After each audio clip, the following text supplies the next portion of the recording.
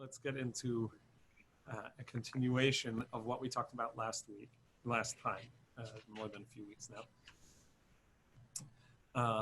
And I think in particular in connection and relation to Tisha B'Av that's coming up. We have on Tisha B'Av we commemorate the loss of the destruction of the Beit HaMikdash, the temple, Yerushalayim, and it's been a few years since that happened, and there's a difficulty that we have to connect to, what the Beit HaMikdash may have meant then and what it could mean to us. We definitely have no connection to the structure of the sacrifice worship. That's something that is foreign, even though in the liturgy, in the text of the holiday Amidah, as we say, with joy we will come back and do this and so on. But we have no connection to that, and in truth, it is difficult for us to even imagine any a form of worship that way. So what does it mean to us? Additionally, from a halachic standpoint, it's really peculiar because we act in a manner that we would during Shiva. We sit on the ground during the Eicha or on low chairs like a Shiva, and we don't wear leather shoes, and we wear slippers or whatever like Shiva. It's a time of mourning. But halachically, actually, even if someone loses an immediate relative, they don't sit Shiva if it's been, if they find out well past when that happens. So if you find out several months later, a year later, there is no Shiva. And yet for us, we act as if there's Shiva, which means that it's personal and immediate. It's going on now.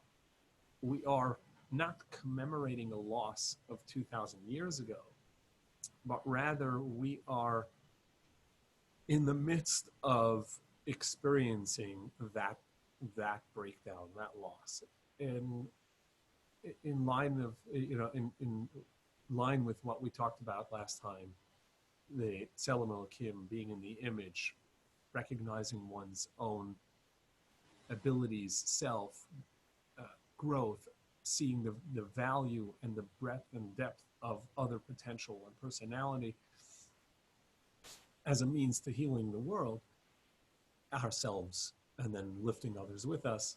I think that is really a part of what's lost. And I wanted to explore some of that in continued discussion around what we discussed last time. And in particular, looking at the concept of Tzelem Elokim, being created in the image, in a way that's I'm not initiated in any of Kabbalistic teaching. I know nothing about it.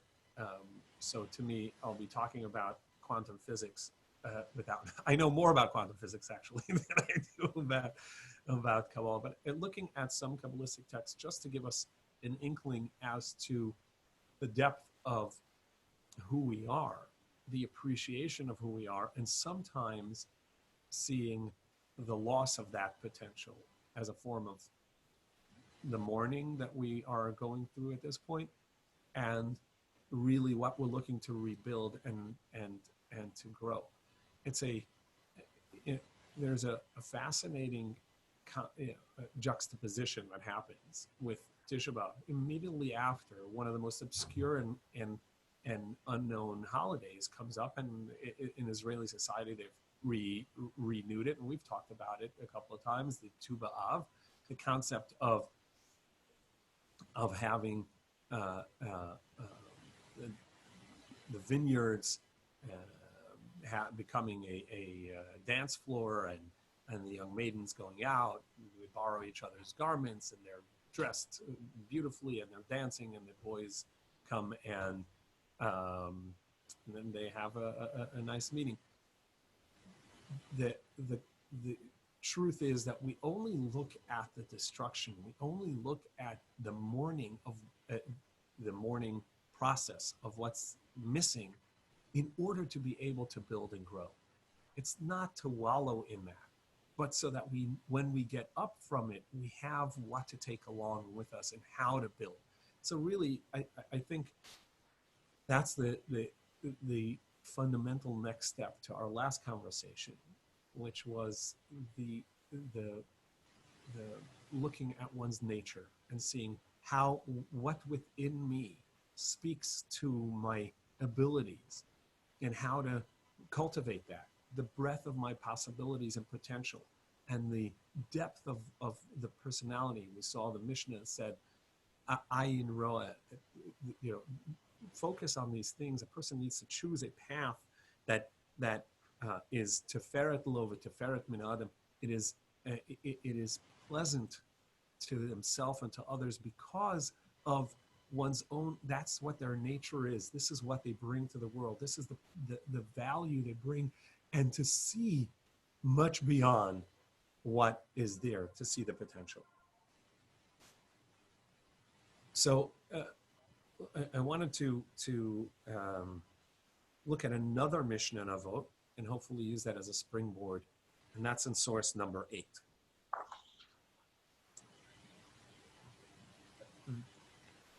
Hu haya omer, this is another statement, Chaviv Adam shenivra b'tzelem.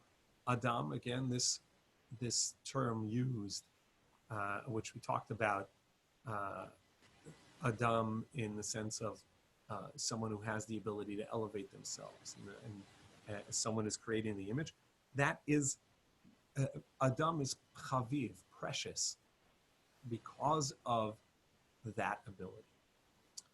And then it takes it one step further. Echiba Yitzera, a special belovedness, a special preciousness was made known to the person, for he had been created in the image, as it says, for in the image of Hashem he made Adam.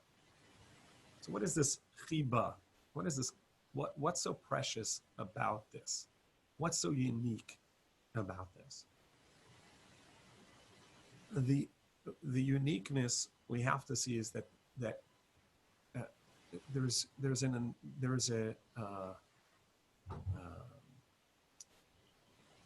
anomaly or really a peculiar usage where it talks about the creation of man. Na'aseh Adam betzalmenu kidmutenu. Let us make man. Let us make man. What does it mean, let us make man? The creator of heaven and earth is the creator of man. Adam, man with a capital N. Right? The human being is created by the creator of everything. And so the idea that this Kabbalistic teaching, this from Nefesh HaChaim, teaches is that actually all of creation is in service of the goodness and the potential that man, that the human being, that Adam brings to the world. And all of the world is therefore affected directly by the choice actions, which is so unique. All other creatures have nature, and the nature essentially dictates what's going to happen. And even though that there is some sort of choice, to some degree, and there can be some training of other animals, what's unique in this image and this chiba yitera, a greater preciousness, is the ability for the human to go beyond the self, the ability for the human to go beyond what is their own personal gain, reward, to be completely altruistic. Not only a little altruistic, completely altruistic. Even doing things that may not feel good to oneself, but because it is the right thing to do.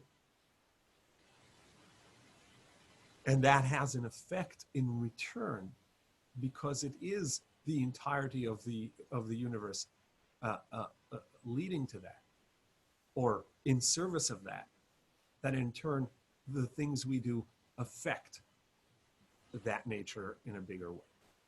So let's read this Nefesh HaChaim. I don't propose to think that I know all of what is going on here or really understand it in the context. So it's a system, just like quantum mechanics is a system, like biology is a system, and you can't just come into one snippet and sort of get the whole thing, but we're trying to look at it because we live within this system. So according to this model, he, blessed be he, as it were, and there's a footnote here which we put in, which means essentially the Hebrew word kavyachol, meaning if we can assume this about the divine being, we're attributing some sort of physical system. So according to this model, as it were, the divine created man, this would be capital M, so it's Adam, and appointed him to rule over the multitude of powers and numberless worlds, and assigned them to him so that he should be their spokesperson and govern them via all the minute details of his action, speech, and thoughts, and the larger scale aspects of his behavior, whether for good or, heaven forbid, for the opposite. The concept here is we affect the world. Other creatures do as well. When certain animals may bring certain, may step on an acorn, which breaks it open and makes it, become implanted in the ground, and therefore a tree is going to grow, right? So bees affect the world, but constantly. I mean, they pollinate. Without that, much wouldn't happen. But that's within the system of nature. It isn't an independent choice. It isn't a creative act in and of itself. It's not in the image of the divine, which is the choice of making a creative act. What this is defining is that the human ability to overcome our personal systematic way to make altruistic and elevated choices is the depth of our ability. So when someone makes a conscious choice to plant, we talked about a vineyard. So, okay, where am I going to do it? So I'm going to go down to the Willamette Valley, and I'm going to get a plot of land, and I'm going to plant, and I'm going to learn what's the best soil and which way to make the rows. So I've just changed that I'm utilizing nature, but I've made a conscious choice to elevate it and to change it and to make it into something better. And if somebody chooses to do the opposite, whether it's to cut down that vineyard, or just to be careless, or to, I'm going to plant grapes, but I'm going to do so on my front lawn. So I've destroyed the lawn, and grapes won't grow properly there. It's just not made for that. So then it's haphazard, and it really is non-constructive. And this is true. We understand that in the system of nature we see, but this is true in a greater level as well. And that is, for via his positive actions, speech, and thoughts, fulfills and invests strengths in the number of supernatural, and holy powers of the world, and adds holiness to the light of them, as it is written, and I will place my words in your mouth, and plant the heavens, and lay the foundations of earth. There's our thoughts, our actions, our words plant a spiritual reality. And so, as much as I can understand, if I plant in the Willamette Valley, grapes will grow. And if I plant it in a certain way, that's what, it'll grow better, and the sun will hit it right, and it'll ripen better, and it'll taste better, and etc. I may not understand what is happening beneath the ground of, how oxygen and nitrogen is coming in. The oxygen's coming in through the air, and then the nitrogen is coming through the ground, and there are little bugs that have to eat certain nutrients and release that nitrogen, and it goes up into the roots, and that's how my fruit, like all of that nature. I may not know any of that or how that system works, but I'm utilizing that system. And in a similar way, a sense of kedusha, a sense of holiness.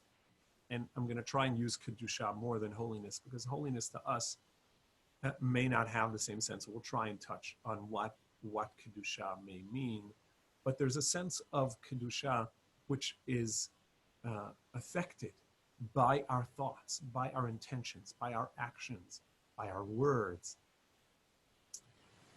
and the appreciation we can have as choice-making people, as people who contemplate and choose what it is we do, is really the essence of kedusha, which I feel is worthwhile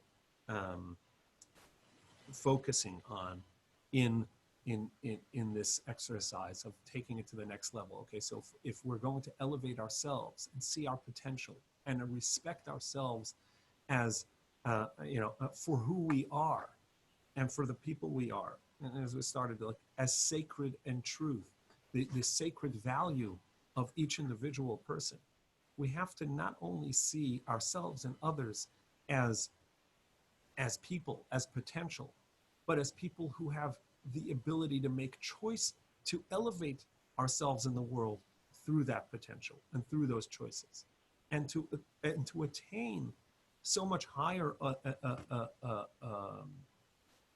personality and a greater creativity, a greater potential than we would within a closed system. We go to number 4. This is what is meant, and God, Elohim, created man in his image, in the image of Elohim. For Elohim made man. That's why the term Elohim is always used. For just he, blessed be his name, is the Elohim, master of the powers found in the totality of all the worlds. So here he's utilizing, we have different names that we refer to when talking about God, Hashem. We have the name Adonai, which means my master. We have the name that we don't actually utter, which is spelled with the Yud, the Hey, the Vav, and the Hey, which means the past, present, and future. So the timeless, the one who wills existence of, in time, space. And we use Elohim. El is might, God, divine, but it really is the strength.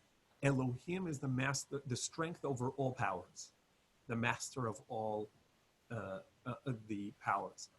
The divine created within the world nature of electricity, nature of, I talked about how plants disintegrate and gets oxygen from the air and nitrogen and various other of its chemical needs through the various parts of the nature. And sun gives off its power, and heat, will make water evaporate and bring it over land, then condense and drop. These are all powers that are within the universe, and the Creator made those powers and essentially owns the rights, the ability to master those powers by choice. We too affect that as well. How do we harness it? We can plant in the Willamette Valley. We can plant grapes, or on Mount Hood we can plant pears and apples and peaches, blueberries throughout the state, or wheat in Central Oregon. That's hard. We can plant specters. Sorry? Or on Mount Hood we can plant specters. I missed that. We can plant Black Butte. Isn't he in Black Butte? Oh, Black Butte, yes, and Marshall, yes. Yeah. Yeah. So this is harnessing the powers that we make those choices. So that's in the image of the divine. We can tap into an enormous amount of power that is at our disposal.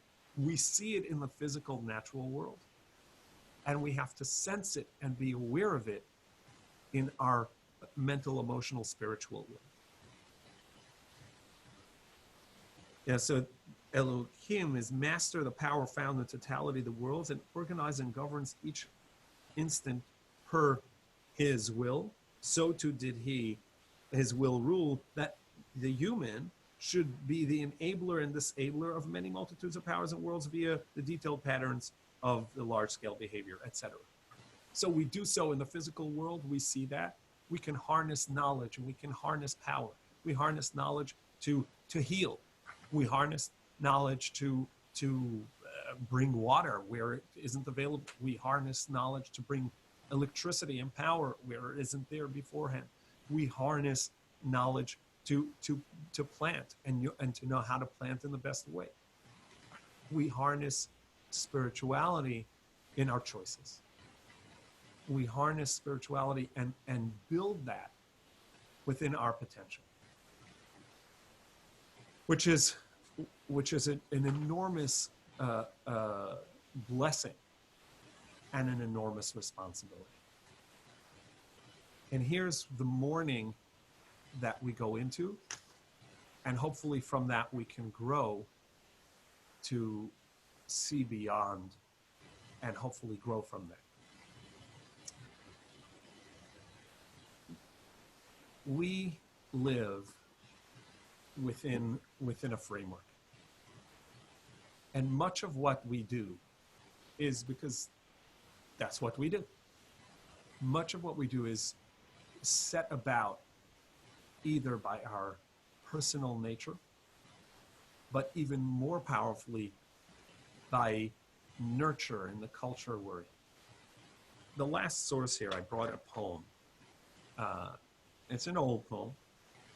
And I remember reading it when I was a teenager, and I was very impressed and loved it. And then later in life, it came to haunt me. And this is an Indian Brahmin, deep thinker, wrote lots of short poetic lines. And it goes like this: I slept and dreamt that life was a joy. I awoke and found that life is duty. I served or acted, and behold, duty is joy. And it was very meaningful to me as a teenager. We yearn for the pursuit of happiness. We yearn for joy, but we recognize that it's not easily attained. And in fact, much more incumbent upon us on a day-to-day basis is duty. We have things we need to do. I must wake up in time and get to fulfill my responsibilities. We live in a framework, and the framework dictates so much of what and how we do. And then I realized duty was joy. That fulfillment, to be able to do, that's the pursuit of happiness. To do. At what point in my life did that begin to haunt me? After I read and learned about the Nazis' personal responses to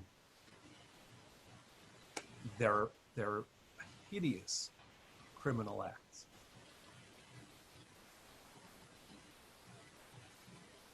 I was duty bound. It was my pflicht. That was it. I needed to do what I needed to do. That was my duty. That's what I was told to do. And I was only following orders. And they're right.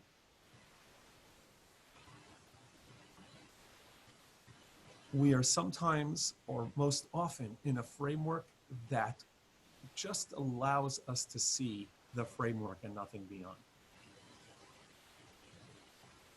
there's a, a, a, a fact to the story of Harriet Tubman that she saw visions, but there's a metaphor, I think, that's much bigger to Harriet Tubman's epilepsies and vision. What everybody said is impossible, she saw. There was no framework. Well, there was. That framework was evil. And therefore she saw outside that framework. And was able to see and yearn for and act and accomplish well beyond the potential. Well, if she fulfilled it, it was their potential. No, it was well beyond potential. Because the determination and the ability to yearn for and to see and to visualize and actualize brings Kedusha, brings the ability of a greater amount of accomplishment. When we think of the Beit HaMikdash, it's not the sacrifices, it's not the service. The prophets and even the verses in the Torah itself say it's about the human. It's the relationship with the divine. It's Shekhinah. The relationship with Shekhinah means there's something above, and that's that previous Mishnah that we ended with last time. There is something above me. I have the ability to yearn for and attain that which is greater than the potential that I have at this moment. It takes training. It takes hard work. But it's only with that work and the belief and the effort that we can get there.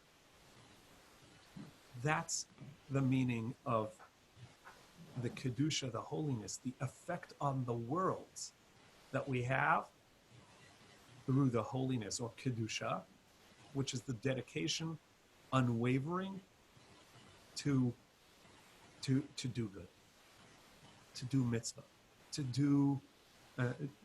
connect to the divine. And that is something that has been lost. We don't and hardly ever see the ability to break out of the framework. We see only what the frame lets us see. And so there were some people in duty-bound Germany who were able to see and say, no, that's not my duty. In fact, my duty is to break this and obey this and disobey this. Even those sworn to do the duty. We even know of Schindler. He was a Nazi, an SS, a wicked, wicked person.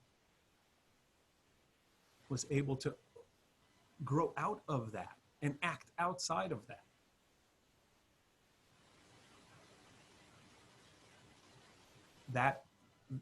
That duty was the framework. It was the prison cell around so many people. It locked them in, not to see beyond their own potential, not to see what can I do that is noach la'adam, teferet lo la'adam, teferet lo min adam. What is glory, pleasantness to myself, because it brings that glory, and to the world. We are affected by those around us, and that creates our environment.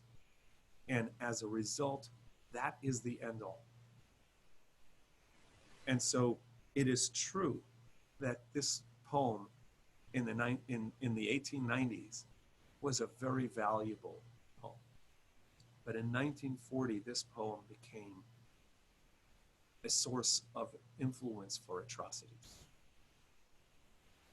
Not the poem itself. I'm not suggesting that this is what influenced. What I'm saying is that the concept.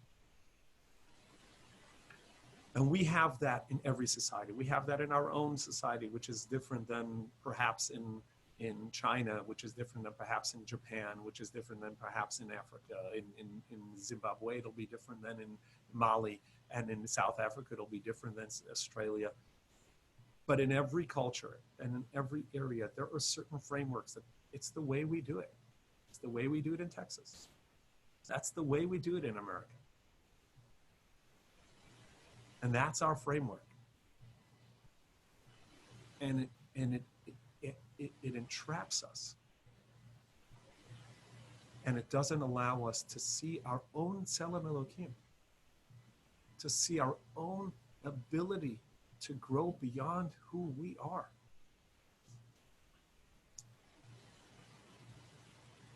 Because we see ourselves only within that framework.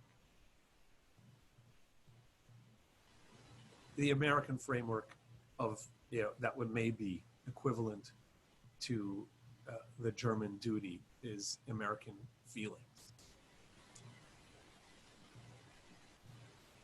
Yeah, no criticism at anybody, but I remember seeing an image, a piece of art that someone made that said, it was a picture of Yerushalayim, and it said, what is Yerushalayim mean to you? And it struck me, for most Americans, nothing. For most American Jews, nothing. If we frame it within our sense of, well, what is that, what feeling does that evoke in you? Nothing. Can we elevate beyond that? Can we say, what ought it be to me? Can we say, that doesn't evoke any feelings, or maybe it doesn't feel right, but I ought to do it anyhow. And maybe that'll come. Maybe I need to create beyond that. It's a framework that has entrapped us for so long. Look at the sources from this week's Parsha, 12 and 13.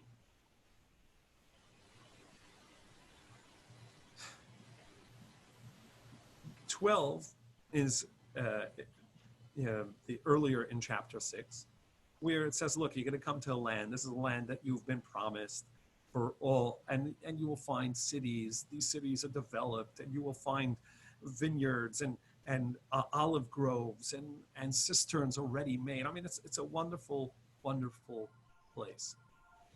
Don't forget the land which you left. Don't forget Eretz Mitzrayim, that Hashem took you out of Egypt. Why would I have to remember that? So let's go back to what it was like leaving Egypt. So we go back to source 11, and we find something. It is one of the most striking Exodus verses for me. The children of Israel are complaining, if only we had died at the hand of Hashem in the land of Egypt. Oh, if only we would have died as slaves in the south, instead of taking us free. Why? Because we sat at the pots of meat when we ate our fill of bread. Oh, we didn't get the meat. The masters got the meat. But at least there was meat around, and we got our bread. Things were good. One of the greatest benefits of being a slave is that I don't have to take care of my own food. It's like, it's there. Master gets to eat meat. I get a piece of bread, but you know what? At least it's there. The slave mentality is someone leaving, not able to see beyond their own nose. It's so striking. It's so powerful of an image. The complaint, oh, what'd you take us out for? Yeah, I know we were slaves. It was brutal, but at least we got bread. And they had meat, at least it was around, there was stuff. And now we have to struggle to get something to eat and drink. That entrapment in the framework of which you're used to, that you cannot see the potential of self and society and the world. So you're coming to a land and it's full of, it's you're given to you on a silver platter. There are vineyards already planted. There are olive groves already there. cisterns of wells and water. But don't forget what that process was. Hashem took you out of Egypt, and it was a struggle to get there. And therefore, the next verses say, source 13, be sure to keep the commandments, elevate yourself with the statutes and the laws, and do what is upright and good. What does it mean, do what is upright and good? And just do the mitzvah. I did a mitzvah. Yeah, but then you have to also do beyond that. You have to go beyond the letter of the law. Do what is upright and good. See bigger. Imagine greater for yourself and others. See the potential of yourself and other human beings at a level that you cannot even imagine. Do what is good and upright. And that part is the part that's lost. If we look at the source in Isaiah, we know the beginning of Isaiah is so much about the destruction of Bnei Israel, and he sings this poetic song in 5:1.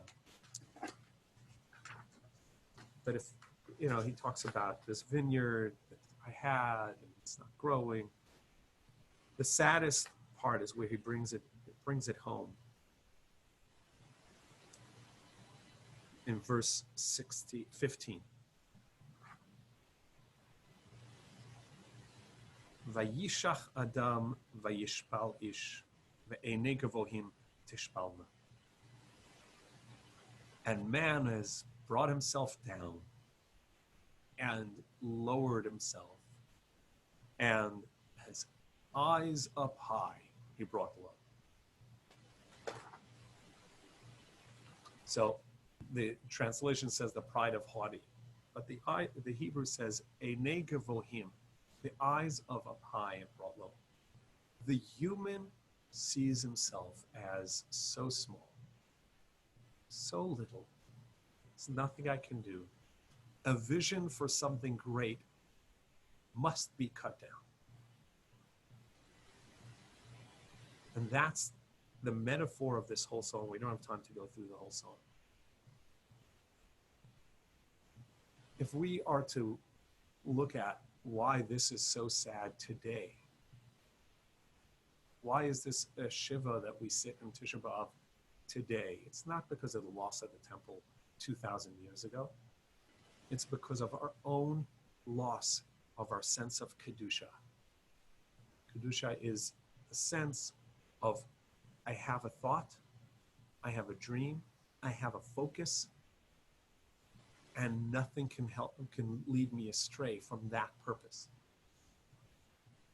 That's Kedusha. That's a focus that is driven and completed.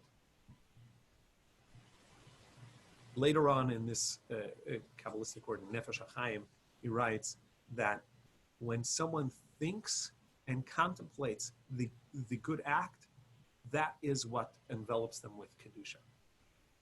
It's not the act itself. The act itself brings another level. Kedusha is the focus that I can think about beyond where I am, beyond the framework that I'm in, beyond the place that I'm in, and see and say, how much potential do I have? What do my actions affect the world? I create a world. It affects the world. I plant vineyards. And those will be there beyond me. And they make grapes and wine beyond what I can do. Because of my action today, that changes the world forever. And we don't appreciate ourselves. And we don't appreciate other humans. And we don't see that potential in them.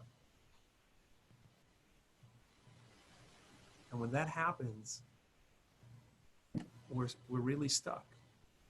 And people do dutiful things. Or only do things that feel good. If it doesn't feel good, I don't do it. That feels right. Well, is it? No, it feels right.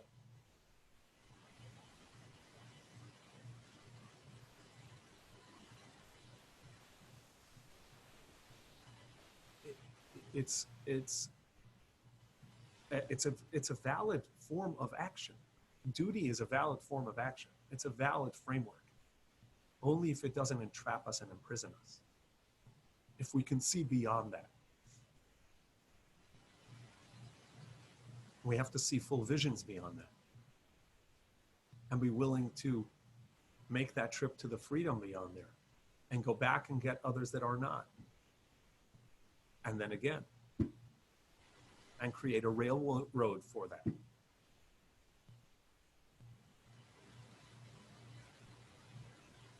For ourselves and for the world.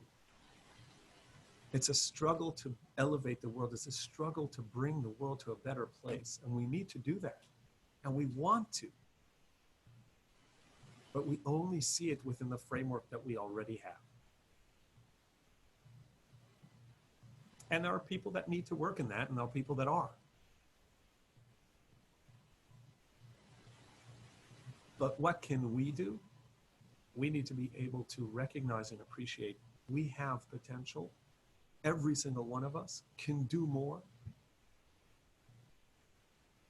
beyond what I can even imagine. And we can influence others to do it and elevate ourselves and elevate the world. That's the purpose that we need to do. That's the purpose of this work these days. And I say that in relation to Tisha B'Av, and I say that in relation to a changing world of recognizing injustice and seeking justice, and in how to do so. The frameworks we have are the ones we work within.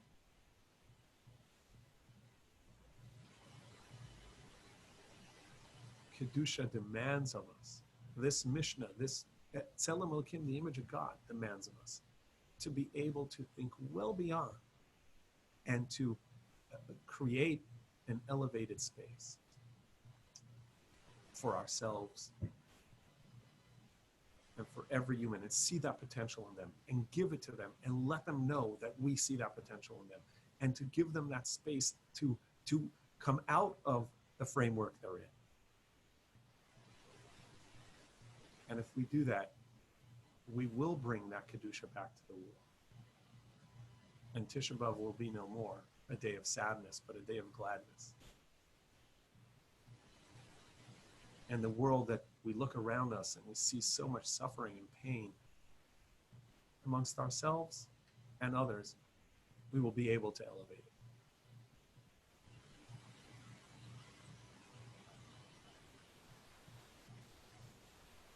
Let's do it. Talk about. So when Fischer becomes the day of gladness, put back on leather shoes. Was that when we wear shoes? Wear leather shoes and sit on a high chair. Indeed, indeed. And eat.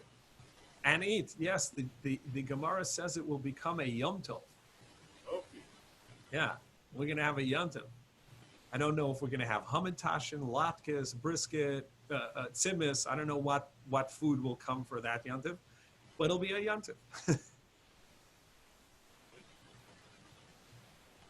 So how do the halakas that are associated with Tisha B'Av relate to what you're just saying? Because I've always struggled with that. There seems to be such a, frankly, oppressive feel to fasting, to the other kinds of constraints, the huge, heavy sadness, as opposed to what seems an emphasis on looking forward, building, being constructive, connecting with a larger purpose.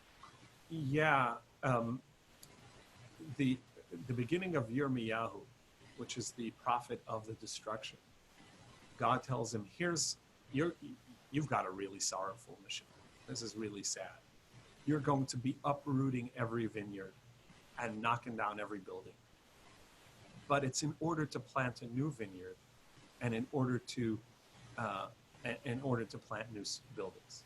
Livnot v'lintoa. It's a fascinating thing. When the vines get old, when the vines are just not doing what they need to do, you have to rip them up and till the ground and let it sit fallow and replant. And 5-6 years down the road, you have yourself nice grapes. It is a very painful, slow process to rebuild.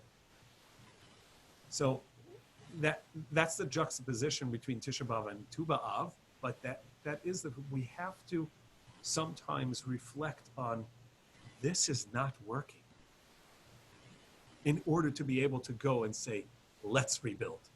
Let's go up and be joyous. There is a need sometimes to sit down and say, this is so not okay. That's what Tisha B'Av is. The world is still not, it's so broken. But not 2,000 years ago, not 1,000 years ago. True, we commemorate those things as well because we want to show. But ultimately what we're looking for is in my own space. That's why we personally have to be in mourning. Because we have to reflect on ourselves and say, where am I? Where am I as a person? Am I locked in that framework? Am I duty bound? This is the way we do it. And for us, it's not duty, it's feeling. It's like, it doesn't feel right. If it feels right, I do it. If it doesn't feel right, forget it, I'm done. But we have to create that. I mean, I know that because that's the way we reach people. And you talk to Hillels on campus, and you talk to Birthright, and you talk to every program. How do you get someone? Make it feel like this is what they really want.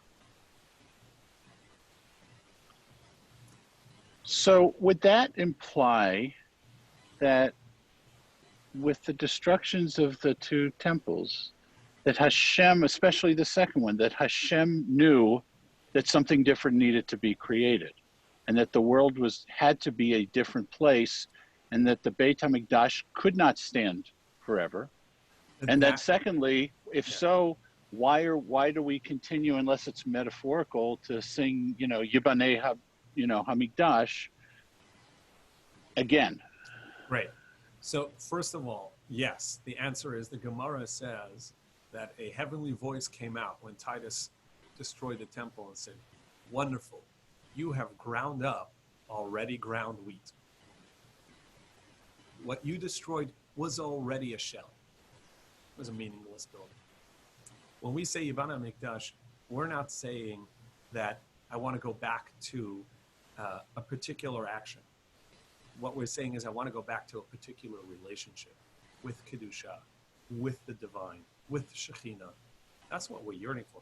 It's not that, I so am waiting for spritzing blood on the Mizbeach. Like, oh my goodness, that's like, Yibane HaMikdash, and then I will get to spritz some blood on Mizbeach. I'm not a Kohen, not me. I will make them my shaliach, my agency, and they will do it on my behalf. That's not what it means. Tzion means a pointer. In modern Hebrew, tzionim are footnotes. And Tzion means this is a direction point, a place of thought, a place of how to proceed. When we yearn for Tzion, we yearn for the ultimate elevation, the direction to the greatest actualization. That's what Tzion is. So yes, we want a Mikdash because we want a space of relationship with the divine. And that may be in my heart. Bilvavi Mishkan Evne. I build that temple in my heart. And I put there an altar. And I sacrifice my soul on that altar. And I take as a candle, right, the light of the Akedah, the light of the ultimate devotion to do good beyond what the human can ever imagine. So the idea is we're yearning, we're not yearning a beautiful building. There are plenty of beautiful buildings. Go to Versailles, go to Vienna, right? They don't need the Beit HaMikdash for that. What we're yearning is that relationship with something greater than the self and the ability to elevate oneself to that place.